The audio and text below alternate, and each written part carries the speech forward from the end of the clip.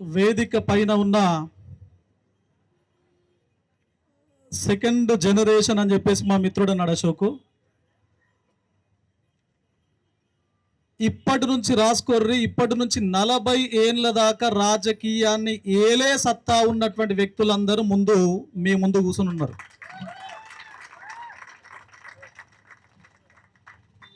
నా ముందు కూర్చున్నటువంటి, నా పక్కన ఉన్నటువంటి నిరుద్యోగ మిత్రులకి, అదేవిధంగా ప్రతి సభలో నేను మాట్లాడుతున్నప్పుడు లేదా సభ జరుగుతున్నప్పుడు నిరుద్యోగులు అనగానే, వాళ్ళకు సంబంధించినటువంటి ఏ చిన్న అంశం అనగానే ఇంటెలిజెన్స్ మిత్రులు కూడా రావడం జరుగుతూ ఉన్నది. వాళ్ళకు కూడా దయచేసి ఇంత బాగా, ఇంత కట్టుదిట్టంగా, ఇంత జెన్యూన్గా, ఇంత డిటర్మినేషన్, డెడికేషన్తో జరుగుతున్నటువంటి ఈ సభకు సంబంధించినటువంటి సమాచారాన్ని దయచేసి ఇంటెలిజెన్స్ మిత్రులు ప్రభుత్వానికి చేరవేసే ప్రయత్నం చేయండి. మరి మనం సభ పెట్టుకున్నాం అంటే నాకు ఒకటి చాలా స్పష్టంగా గుర్తుకొస్తా ఉన్నది. భగవద్గీతలో 18 అధ్యాయాలు ఉన్నాయి.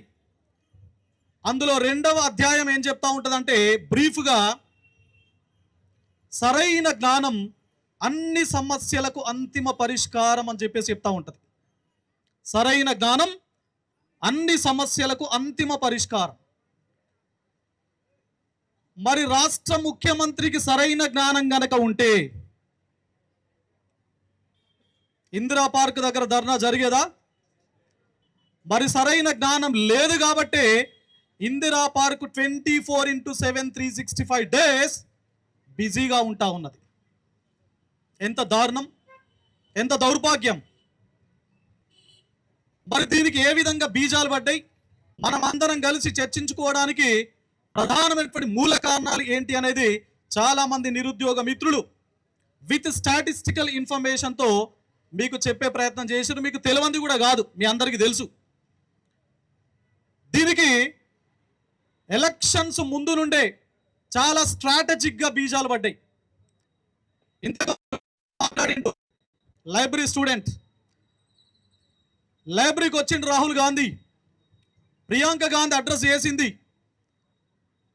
మీరు మాకు సపోర్ట్ చేయండి, మన ప్రభుత్వం వస్తుంది, ప్రభుత్వం వచ్చిన 1 year లోపల 2 లక్షల ఉద్యోగాలను మేము భర్తీ చేస్తామని చెప్పేసి చెప్పింది. ఒకవేళ 2 లక్షల ఉద్యోగాలు కనుక భర్తీ చేయకపోతే మొదటి సంవత్సరంలో మాకు తద్దినం పెట్టండి అని చెప్పేసి కూడా చెప్పింది. మాకు తద్దినం చెప్పండి అని చెప్పేసి చెప్పింది. మరి ఇప్పుడు ఎన్నవ తద్దినం పెట్టాలి? ఇప్పుడు మనము ఎన్నవ తద్దినం పెట్టాలా? 2వ తద్దినం పెట్టాలా? ఎవరికి? రాష్ట్ర ప్రభుత్వానికి పెట్టాలి. ఎవరిని పిలిచి పెట్టాలి? మనం రాహుల్ గాంధీతో పాటు ప్రియాంక గాంధీని కూడా పిలిచి 2వ తద్దినం మనం ఇక్కడ పెట్టాలి. పెట్టిరా? సో కాబట్టి మిత్రులారా, మీరు హామీ మేరకే బస్సు యాత్ర చేసిరు, ఈ రాష్ట్రాన్ని అధికారం లోపలికి తీసుకొచ్చేటువంటి ప్రయత్నం చేసిరు. మరి ప్రభుత్వం ఏర్పాటైంది, ఏర్పాటు కాకముందు మేనిఫెస్టోను డిజైన్ చేసిరు. మేనిఫెస్టో లోపల 2 lakhs జాబ్స్ అన్నారు మొదటి సంవత్సరంలో. మొన్న ఏదో పాడ్కాస్ట్ లోపల పిసిసి ప్రెసిడెంట్ గారు ఏ విధంగా మాట్లాడారో మీకు తెలియంది కాదు. మొదటి సంవత్సరం అంటే మొదటి సంవత్సరం కాదు, మొదటి టర్ము అంటే 5 సంవత్సరాల లోపల భర్తీ చేస్తామని చెప్పేసి చెప్పారు. జనరల్గా మనం అందరం కూడా ఎకానమీలో చదువుకుంటాం, మా చౌటికి బాగా తెలుసు. గున్నార్ మిర్ధాల్ ఎప్పుడు చెప్పిండు రోలింగ్ ప్లాన్ గురించి ప్రభుత్వం. కాబట్టి మేము చెప్పింది 1 year కాదు, మేము చెప్పింది పంచవర్ష ప్రణాళికలు అని చెప్పేసి విధంగా గతం లోపల పిసిసి ప్రెసిడెంట్ గారు మాట్లాడారు. అంటే ఈ విధంగా ఉన్నటువంటి పరిస్థితుల లోపల ఇది ఇట్లా ఉంటే, ఉద్యోగాలు రాక మనం ధర్నాలు చేసుకుంటా ఉంటే, ఇంకొక వైపున ఏం జరుగుతూ ఉన్నది? 2 ప్రధానమైనటువంటి ప్రాసెస్లు జరుగుతూ ఉన్నాయి. వాటిని మీరు ఎవ్వరు కూడా పట్టించుకోవట్లేదు. సూపర్ యాన్యువేషన్ ఏజ్ను పెంచబోతున్నది, చర్చలు జరుగుతున్నాయి ప్రభుత్వం. ఉద్యోగులకు సంబంధించి పదవీ విరమణ వయస్సును పెంచబోతున్నారు. అంటే పదవీ విరమణ వయస్సును పెంచితే ఎవరికి నష్టం? ఎవరికి నష్టం? నిరుద్యోగులకు నష్టం ఉంటుందా ఉండదా? మరి దాని మీద ఫైట్ చేయాలా వద్దా? మనం నోటిఫికేషన్ల పైన నోటిఫికేషన్లు రావాలి అని చెప్పేసి ఎంత కసిగానైతే ఫైట్ చేస్తున్నామో, పదవీ విరమణ వయస్సును పెంచొద్దు అనేటువంటి ఉద్దేశంతో అంతే కసిగా మనం ఫైట్ చేయాలి. ఒకవేళ ఈ విధంగా వయస్సు పెంచుకుంటా ఉంటే, అంటే రిటైర్మెంట్ బెనిఫిట్స్, పదవీ విరమణ పొందినటువంటి ఉద్యోగులకు బెనిఫిట్స్ ఇవ్వలేక పైసలు లేవు అని చెప్పేసి పేరు చెప్పి మేము వయస్సును పెంచుతాం, డబ్బులు అడ్జస్ట్ అవుతాయి అని చెప్పేసి ఉద్దేశంతో ప్రతి ప్రభుత్వం ఈ విధంగా చేసుకుంటా పోతే మనకి ఎక్కడి నుంచి ఉద్యోగాలు వస్తాయి? దానిపైన కూడా తప్పనిసరిగా మీరు ఫైట్ చేయాల్సినటువంటి అవసరం ఉంది. దానికి మేము తోడుంటాము అని చెప్పేసి మేము చెప్తా ఉన్నాం, గుర్తుపెట్టుకోండి. నిన్న ఇలా పేపర్ చూసిన, ఈ రాష్ట్రం లోపల పాఠశాలలను రేషనలైజేషన్ చేస్తున్నాము ఉద్యోగాలకు సంబంధించి, టీచర్స్కి సంబంధించి అని చెప్తా ఉన్నారు. మరి డిఎస్సి మిత్రులు డిఎస్సి కోసం వెయిట్ చేస్తూ ఉన్నారు. ఈ రాష్ట్రం లోపల 8,000 పాఠశాలల లోపల 16,000 మంది టీచర్లకు సంబంధించినటువంటి ఉద్యోగాలను రేషనలైజ్ చేయబోతున్నాం అని చెప్పేసి స్టేట్మెంటు పేపర్ లోపల వచ్చింది. మరి 24,200 పాఠశాలలు ఉంటే అందులో 16,000 పైచిలకు ప్రాథమిక పాఠశాలలు ఉంటే 1:30 అని చెప్పేసి ఒక ఫిగర్ను చెప్తున్నారు. యూడైస్ ప్రకారం 1:50 అని చెప్పేసి అంటా ఉన్నది.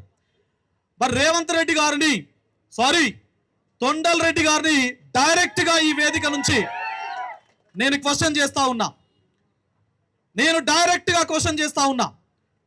మన ఫ్యామిలీ మెంబర్స్ ఒక ప్రభుత్వ పాఠశాలలో చదువుకుంటే లేదా ఒక ప్రైవేట్ పాఠశాలలో చదువుకుంటే ఒక తరగతికి ఒకే టీచర్ ఉంటాడా, 3-4 టీచర్ ఉండాలనా? ఒక సబ్జెక్టును ఒక టీచర్ చెప్తే 3-4 సబ్జెక్టులు ఉంటే ఎంతమంది టీచర్లు కావాలి మనకు? మరి 5వ తరగతి వరకు ఒకే టీచర్ ఉంటే సరిపోతుందా? మరి ఇట్లా ఒకే టీచర్ ఉండాలి, 50 మంది 30 మంది అనేటువంటి రూల్ ఏదైతే ఉందో, సో దానివల్ల మొత్తం టీచర్లు రేషనలైజ్ అయిపోయి కంప్లీట్గా స్కూళ్ళు ఎత్తేసేటువంటి పరిస్థితి ఉంది. ఒకవైపున వైన్ షాప్లను బాగా పెంచుతున్నారు రెవెన్యూ జనరేషన్ కోసం, కానీ స్కూళ్ళ నుంచి రెవెన్యూ జనరేట్ కాదు కాబట్టి రేషనలైజేషన్ పేరుతో డిఎస్సి ఉద్యోగాలను కంప్లీట్గా బ్లాక్ చేసేటువంటి ప్రయత్నం ఈ ప్రభుత్వం చేస్తూ ఉన్నది. ఇది ఎట్టి పరిస్థితి లోపల కరెక్ట్గా నోటిఫికేషన్ వచ్చింది అంటేనే ఓటీఆర్ గుర్తుకొస్తుంది.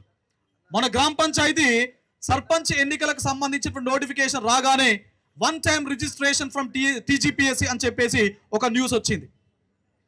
మళ్ళీ మున్సిపాలిటీ కార్పొరేషన్కు సంబంధించినటువంటి నోటిఫికేషన్ రాగానే మళ్ళీ ఓటీఆర్ను మేము ఎక్స్టెండ్ చేస్తున్నాం డేట్ను అని చెప్పేసి చెప్తా ఉన్నారు. మరి డైరెక్ట్గా మళ్ళీ చెప్తా ఉన్నా, మీకు తొండలంటే బాగా ఇష్టం కదా. మరి ఈ రాష్ట్రం లోపల 31 లక్షలు, ఇంతకుముందు మిత్రుడు చెప్పాడు, 31,50,000 మంది నిరుద్యోగులు ఆల్రెడీ టీజీపీఎస్సీ వద్ద రిజిస్ట్రేషన్ చేసుకుని ఉన్నారు. రిజిస్ట్రేషన్ చేసుకున్నటువంటి డిఎస్సి అభ్యర్థులు బయట ఉన్నారు, ఎస్ఐపిసి అభ్యర్థులు బయట ఉన్నారు, వివిధ రకాల ఇండిపెండెంట్ డిపార్ట్మెంట్స్ దగ్గర వివిధ రకాల అభ్యర్థులు రిజిస్ట్రేషన్ చేసుకుని ఉన్నారు. మరి వాళ్ళందరూ కలిసి ఈ రాష్ట్రం లోపల సుమారుగా 50 లక్షల పైచిలకు నిరుద్యోగులు ఉంటారు. మరి ఒక్కొక్క నిరుద్యోగి ఒక్కొక్క తొండని పట్టుకొని వచ్చి నీ లాగులో జొరిపియమంటావా అని చెప్పేసి అడుగుతా ఉన్నా. ఇదేం సంస్కృతి, ఇదేం సంస్కారం? అంటే పోరాటం చేస్తేనే మన హక్కులు వస్తాయి అనేటువంటి కాన్సెప్ట్ ఏంది అని అంటున్నా. ఎప్పుడో డాక్టర్ బిఆర్ అంబేద్కర్ గారు చాలా స్పష్టంగా ఒక మాట చెప్తా ఉంటారు, lost rights never regained by the begging, they are regained by the relentless struggle అని చెప్పేసి డాక్టర్ బిఆర్ అంబేద్కర్ గారు చెప్తా ఉంటారు. అడుక్కోవడం ద్వారా హక్కులు రావు, కోల్పోయినటువంటి హక్కులు మనం గట్టిగా పోరాటం చేయడం వల్ల మాత్రమే హక్కులు సాధించబడతాయి అని చెప్పేసి అంటా ఉంటారు వారు. మరి ప్రతిసారి మీరు ఇచ్చినటువంటి హామీలు తుంగలో దొక్కి, మీరు చెప్పినటువంటి మాటలు తుంగలో దొక్కి, ఒక మంత్రి అంటాడు 50,000 భర్తీ చేస్తామని చెప్పేసి అంటాడు, ఇంకొక మంత్రి 60,000 అంటాడు, ఇంకొక మంత్రి 70,000 అంటాడు. మొన్న చూసిన ఒక వీడియో, ఒక మంత్రి 1,00,000 ఇప్పటి వరకు భర్తీ చేస్తామని చెప్పేసి అంటా ఉంటాడు.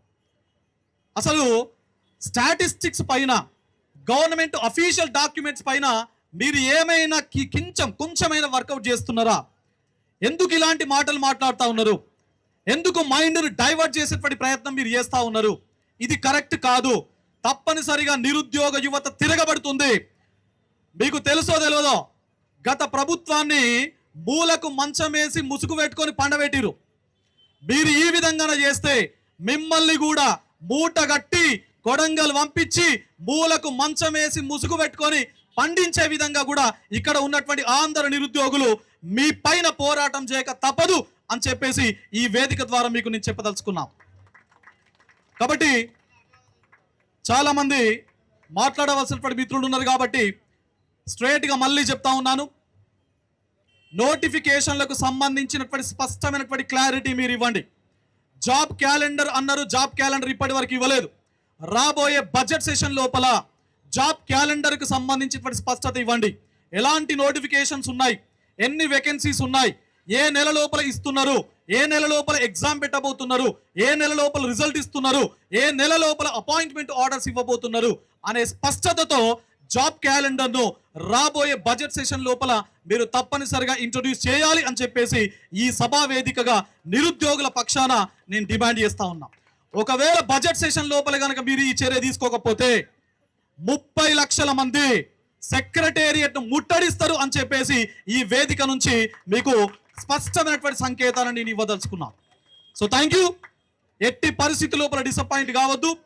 భవిష్యత్ అంతా మనదే. కలిసి కొట్లాడదాం.